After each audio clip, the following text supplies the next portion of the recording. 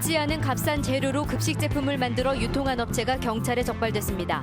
전국 7천여 개 학교와 회사에 납품한 규모가 300억 원에 이릅니다.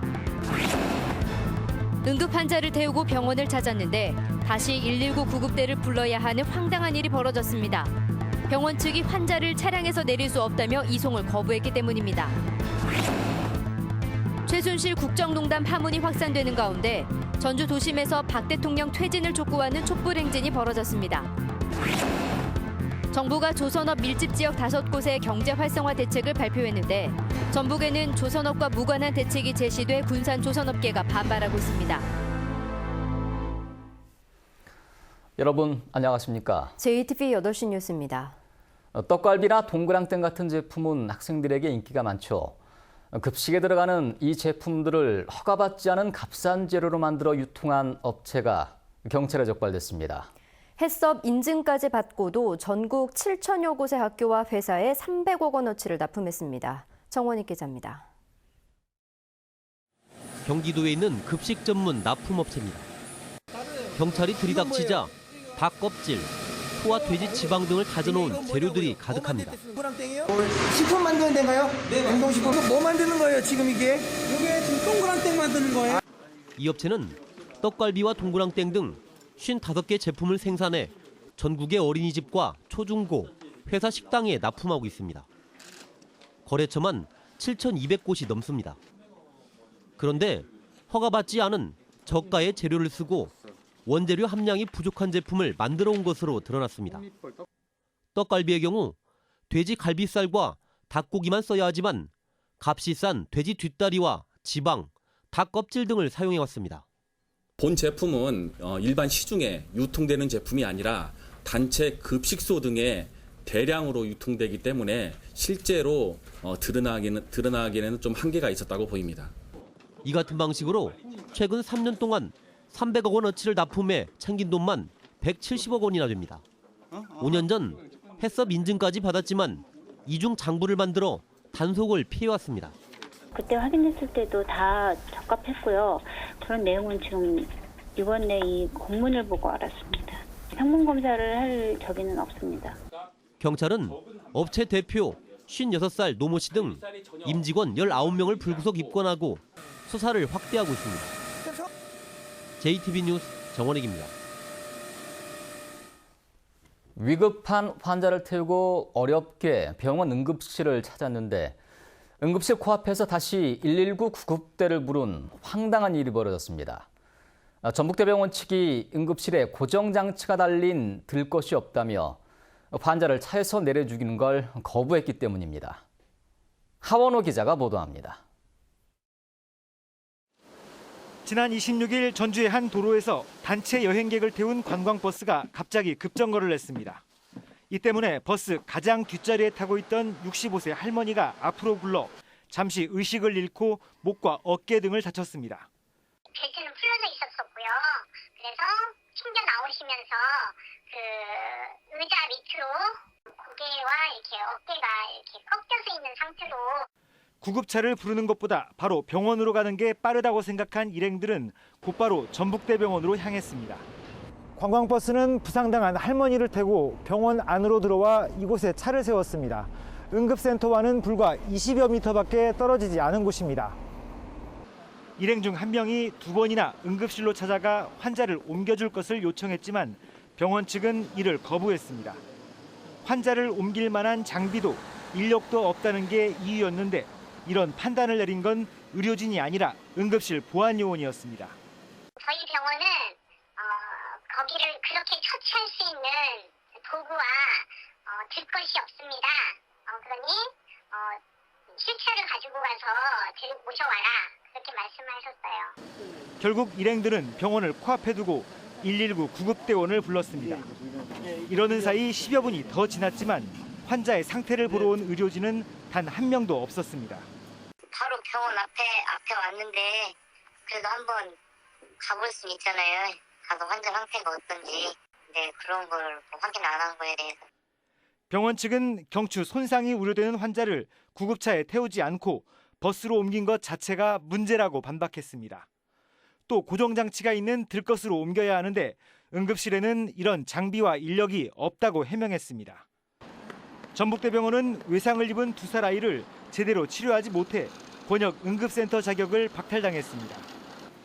응급실 운영을 개선하겠다던 전북대병원의 약속이 공허한 말잔치에 그치고 있습니다.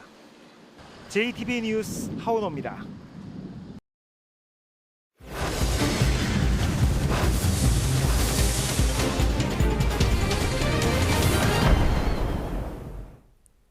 박근혜 대통령 퇴진 촛불 시위가 지난주 금요일에 열린 뒤 나흘 만에 또다시 전주 풍남문에서 열렸습니다.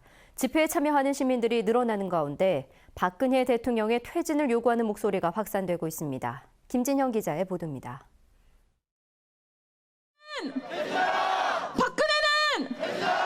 분노에 찬 시민들이 풍남문 광장을 꽉 메웠습니다. 시민들은 최순실 씨 등 국정을 농단한 비선 실세들의 철저한 수사를 촉구했습니다. 국가의 운영이 되었다는 부분에 대해서 너무나 실망감이 크고요. 그 실망감을 넘어서 너무나 분노스러워서 이 자리에 나왔습니다. 집회를 마친 시민들은 8달러를 거쳐 시내 중심가를 도는 시국 촛불 대행진을 벌였습니다. 또 비선 실세들에 의해 현정 질서가 파괴되도록 방치한 정권을 심판해야 한다고 성토했습니다. 요즘 상황이 상식적으로 너무 이해도 안 가고 책임져야 하는 상황인 것 같은데 누구도 책임을 지지 않는 것 같아서 너무 가슴이 아프고. 시내버스 기사들도 촛불 집회에 맞춰 경적 시위를 벌이며 정권에 대한 비판의 목소리를 높였습니다. 그동안 비상체제로 운영됐던 박근혜 대통령 퇴진 전북 시국회의가 정식 출범하고 시국 촛불 대행진에 동참했습니다. 시국회의에서는 박근혜 정권이 하야할 때까지 모든 역량과 인원동원을 해서 반드시 퇴진운동을 벌려나가기로 진행하고 있습니다. 남원시청에서는 박 대통령을 비판하는 대자보가 붙는 등 정권 퇴진을 요구하는 목소리가 번물처럼 터지고 있습니다. JTBC 뉴스 김진영입니다. 김승환 교육감은 국정역사교과서가 최순실 교과서가 아닌지 교육부는 진실을 밝혀야 한다고 주장했습니다. 김 교육감은 오늘 열린 확대 간부회의에서 최순실 씨가 전방위에 걸쳐 실질적인 권력을 휘둘렀는데 교육에는 손대지 않았는지 의문이라며 국정역사교과서가 최순실 교과서인지 정권 교과서인지 밝혀야 한다고 교육부에 주문했습니다. 오는 12월부터 호남선과 전라선 KTX가 증편되는 것과 달리 수서발 고속철도인 SRT의 전라선 운행이 무산된 가운데 SRT의 전라선 운행은 3년 이후나 가능할 것으로 보입니다.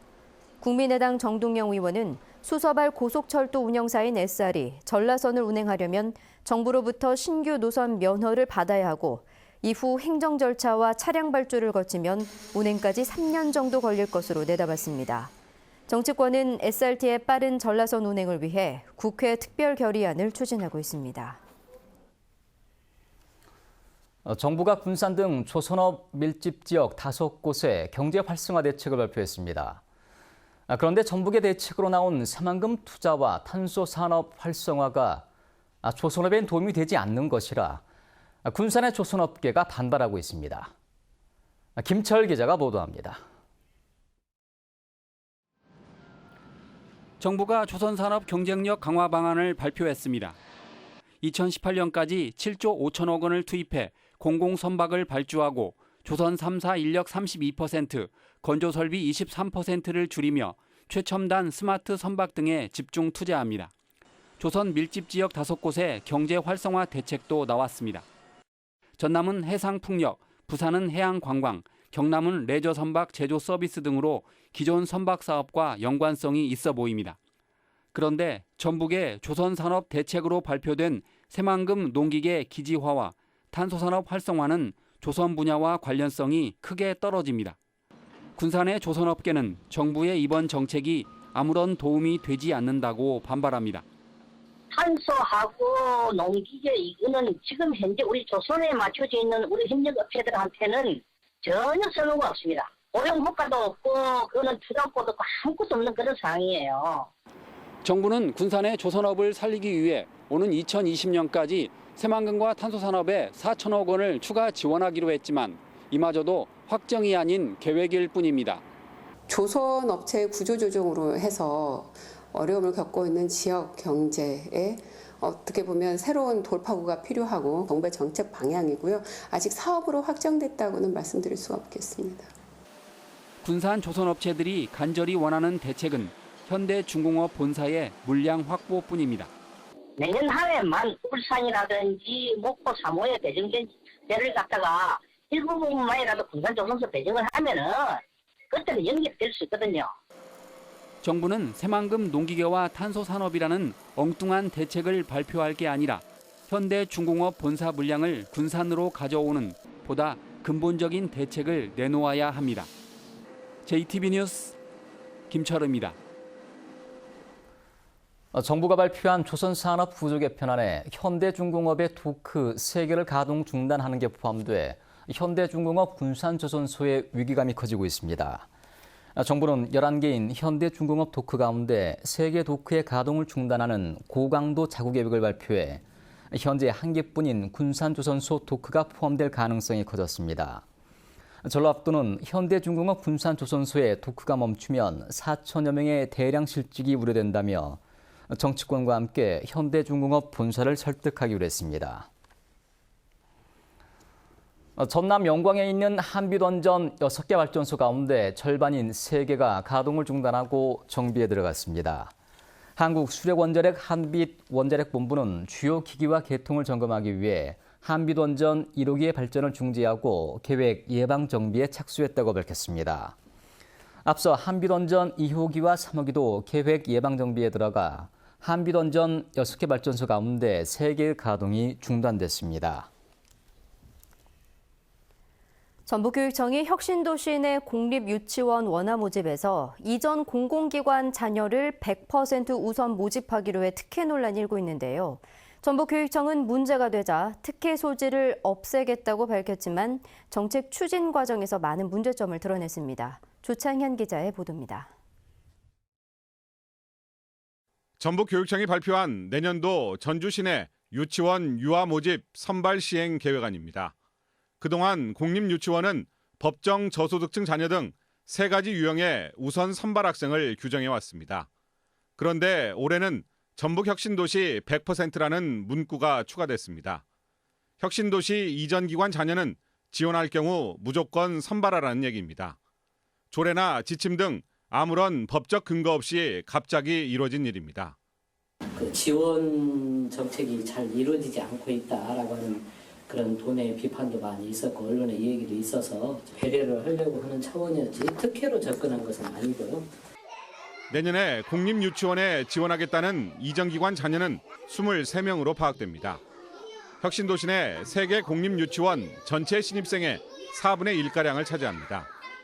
우선 선발 학생이 많을수록 일반 학생의 지원 기회 자체가 원천 봉쇄되기 때문에 역차별 논란이 나올 수밖에 없습니다. 지난해 전주시 내 공립유치원 입학 경쟁률은 7대1이 넘었고 올해는 더 높아질 것으로 예상됩니다. 층이나 사회적 배려 대상자는 이해할 수 있지만 이전기관 자녀까지 우선 선발한다면 일반 학생들은 어떻게 공립유치원에 들어갈 수 있을지 이건 완전 차별이죠. 역차별과 특혜 논란이 일자 전북교육청은 100% 우선 선발 방식을 전체 정원의 일부 선발 방식으로 변경하기로 하고 내부 조율을 하고 있는 것으로 알려졌습니다. 전북교육청은 이번 정책을 발표하기 전에 이전 기관 자녀에 대한 사전 수요조사도 제대로 하지 않은 것으로 뒤늦게 밝혀져 정책 추진 과정에서 문제점을 드러내기도 했습니다. JTB 뉴스 조창인입니다.